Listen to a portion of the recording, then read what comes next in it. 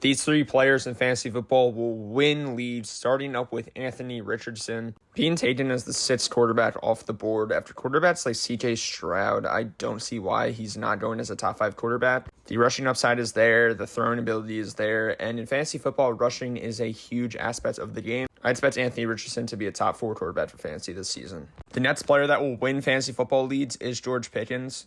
After the departure of Deontay Johnson, George Pickens is currently the wide receiver 1 on the Steelers offense. And Russell Wilson has produced many great wide receivers in the past for fantasy football. Please draft George Pickens.